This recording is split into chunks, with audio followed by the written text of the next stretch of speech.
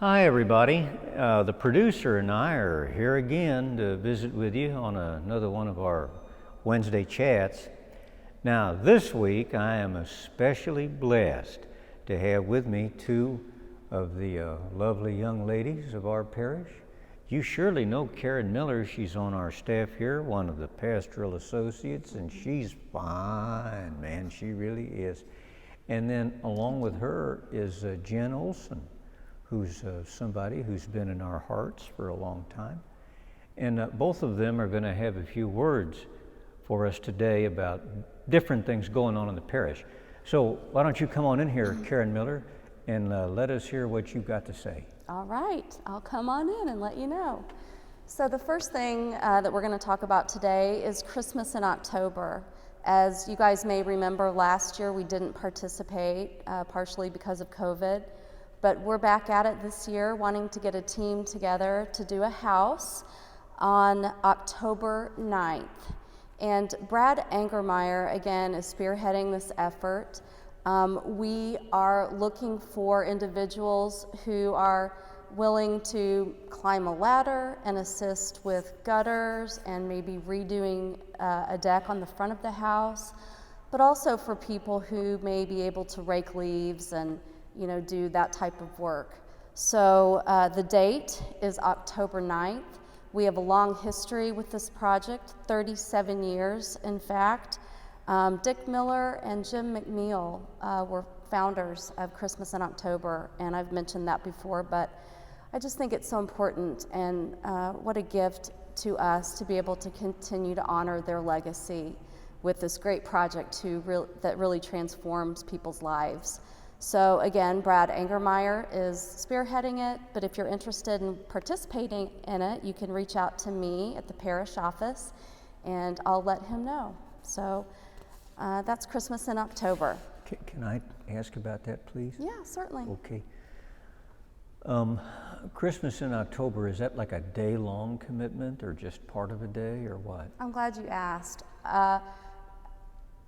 There's no time limit, so if you're available to work for an hour, Brad would take you for an hour, but if you're able to stay and work longer than that, that's good too. I bring lunch, so if you can stay over the lunch hour, I'll bring you some food, and that makes it kind of fun, a social moment in the middle of the day, but yeah, just whatever you're able to give. And is this at one house or different houses? This year we're doing one house, so you'll go to that house and you just stay at that house. Okay, for however long you can. Exactly, right. And then does a person especially need to be skilled in building trades, good with a hammer and a saw, but not necessarily? Right, so this year the house that they're doing needs new gutters, so we need people who know how to put gutters on and who are not afraid of heights, maybe would be willing to climb a ladder. That would be important. Mm-hmm. And they're also looking to redo the front of the house. I think there's some deck work that needs to be done. So if you know how to use a hammer and, saw and cut and all that kind of stuff, I'm sure Brad would appreciate that. Okay. For Christmas in October, we don't usually have young kids that participate. You need to be, high school age, I would say, and older. But yeah. All right, so you're especially looking for skilled people. That'd be helpful, yeah. But not mandated, not necessary. Anyone who wants to work is welcome. Okay, and for however long they can. Right, okay. Right. All right, wonderful. Yeah. Well, that's a beautiful thing. It's a beautiful thing. And of course, Mr. Miller and Mr. McNeil, they were certainly altruistic people. Certainly, right. Jim's just gone home to the Lord, recently. Mm-hmm. And that would be a lovely way to honor his memory. Absolutely. And to be at the homes of the people who are having the work done is so beautiful. They're often outside, interacting with the workers, and they're just humbled and moved because these are projects that they physically couldn't do themselves, financially couldn't do themselves, and it's transformative to their home. When you have gutters that are a problem, your basement floods and the wheels fall off. Mm-hmm. So it's just beautiful. I'm glad we're able to be involved. And it not only helps maintain their home and build their home, it builds ours too. Certainly. Builds I our agree. spiritual home, it builds our parish. It's a beautiful thing. Yeah. And you know, particularly if you've never been involved in anything like that before, and you're good with a hammer and a saw, and you know about gutters, and if you're capable on a ladder, maybe you've never done anything like that before, maybe you never even thought about it. I wish that you would consider it, because I know it will prove to be a great blessing to you. Yes. Amen. Thank Amen. you so You're much. welcome. What else would you like to share with us? Okay, well, it's exciting to me because last year it was the inaugural effort of our Community Cares project. And we did it last year in lieu of Christmas in October, but we're doing both this year. So Christmas in October is outward facing. We help people in other neighborhoods that need help. But Community Cares is really a parish-focused effort. It's just an opportunity for us as parishioners to love on each other. And we started it last year in light of COVID because people were so isolated and struggling. But this year, COVID's not gone. There's still problems with that. But the reality is the effects of COVID and just, life can be hard. So we want to keep this going. It was a great blessing to the people who participated. So Community Cares, it's our second annual effort for this project. Teams of parishioners will go out into the neighborhood at pre-selected homes, and we rake leaves, maybe we plant flowers. Last year we did sidewalk chalk with just encouraging messages. This is an opportunity for families, so young kids, parents, grandparents, whoever wants to participate. The work isn't quite as hard, although at one house last year I know that we had 17 bags of leaves. Wow. That was a lot. Anyway, but it's fun. It's also a good thing for our parish community, good thing for the volunteers. If you're interested and willing to be part of the Community Cares Project, Teresa Olson is spearheading this event. We will have a sign-up genius. I think I'm going to work on that today. But in the meantime, if you want to be part of it, feel free to reach out to me at the parish office, and I'll let Teresa know you want to work, and we will work only on that day, October 16th. So Christmas in October is October 9th. Community Cares, our parish-focused event, is October 16th. And I think they're both great ways to be involved in October, which, as we know, is Respect Life Month, right? So October 1st, that's this Friday, you guys will notice that we're going to have our banners up on Main Street here. So it's just beautiful banners honoring a host of different life issues, just so we can remember and think about the significance of this month. So I'm going to talk about one opportunity for you to be involved in Respect Life Month this Friday, and then I'm going to introduce Jen Olson, and she's going to tell you about a new initiative that we're going to offer for Respect Life Month. Yes, Before sir. you do that, can I ask a question or two about Community Cares? Oh, yeah, sure. Okay. So you said that's the following Saturday. The 9th is Christmas in October, where the focus is on more skilled labor. Not exclusively, but that's the focus. Right. And then the 16th, it's unskilled labor. It's kind of leaf raking, maybe grass cutting, bush trimming. Right.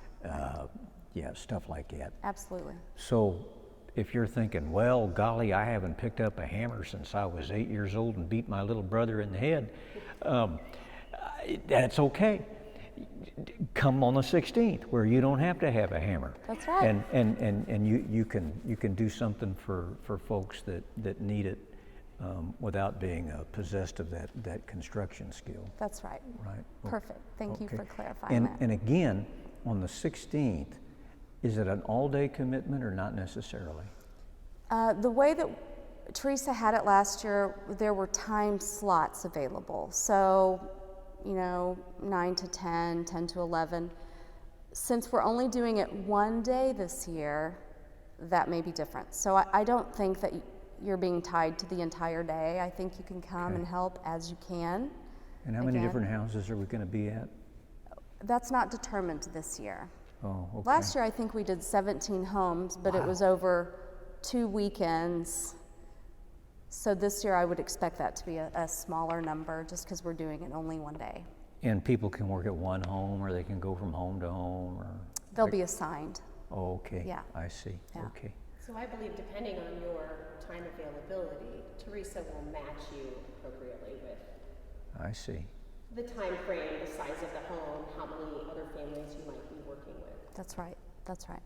Great. Perfect. Thank you, Jen. Yeah. Yeah, last year was the first year for that. Yeah. You know, I wish I could participate in this. October has become the biggest month for weddings. Sure. So I have weddings every single weekend, every single Saturday Yeah. in the month, unfortunately. But I encourage the remainder of you who don't have weddings and such to really consider these things, because they're tremendous programs. Yeah, Just they tremendous. are. It's a lot of fun. Okay. All right. So is that all you wanted to tell us about? There's just one opportunity that I want to just mention that Respect Life has announced. I think it's been in the bulletin, and Megan's put it out on social media. But this Friday, October 1st, is the 40 Days for Life. They do an international mobilization effort to pray for an end to abortion. So big number, I think, I don't know, a handful of people from Visitation will be praying this Friday. If you are interested in participating, I think it's on our website, or It'll be in the link with today's video. it'll be in the link with today's video. You can go there, click on the link, and sign up if you want to go and pray for that with other Visitation parishioners. But we do have another Respect Life offering that Jen Olson is going to talk about for us. So, oh, Thank right. you. all right. Thanks, Jen. Sure.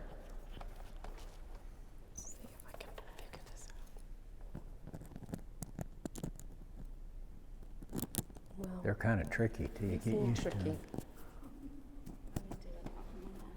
Hair and makeup didn't prepare my outfit correctly. Would you allow Okay. me to do that? I'll just hold on to Oh, it. okay. It'll be fine, right? Okay.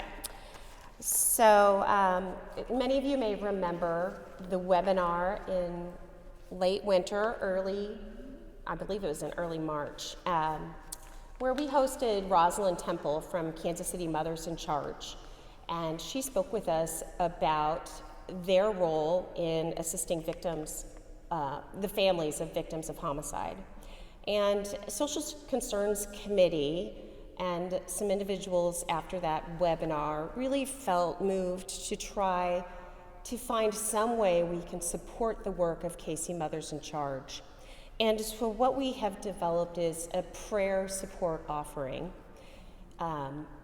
in which a family or an individual could pick up a candle from the parish office. Karen Miller is spearheading it as pastoral staff.